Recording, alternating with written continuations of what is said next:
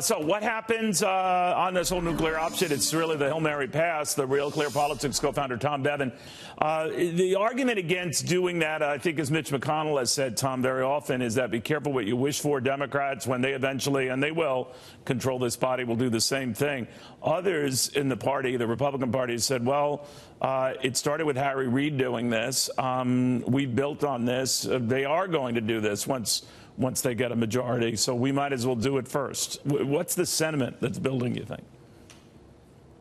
Yeah, I mean, you're right. I mean, and Democrats now rue the fact that Harry Reid was the one who nuked the judicial filibuster, right. Given how the confirmation process has gone. And now Trump is urging Republicans to do the same with the legislative filibuster. And that's sort of seen as the holy grail for senators, especially to protect the minority. Otherwise, 51 votes would get something done. Now, some people say that's a good thing. That's how it should operate.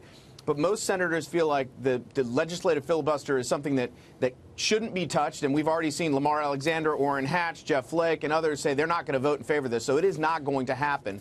So it looks like we are almost certainly headed for a shutdown at midnight tonight. And you know, how long that lasts will remain to be seen. But both sides have sort of worked themselves into a corner, and there's no easy or obvious way out.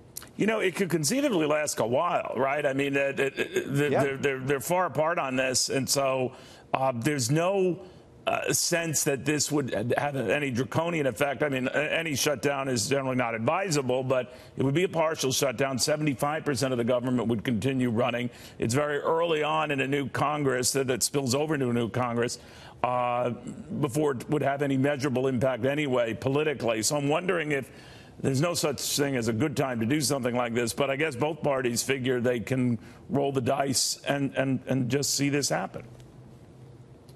They do. I mean, you know, ironically, a broad majority of the public does not want to see the government shut down. They never do. They want to, you know, see Washington functioning.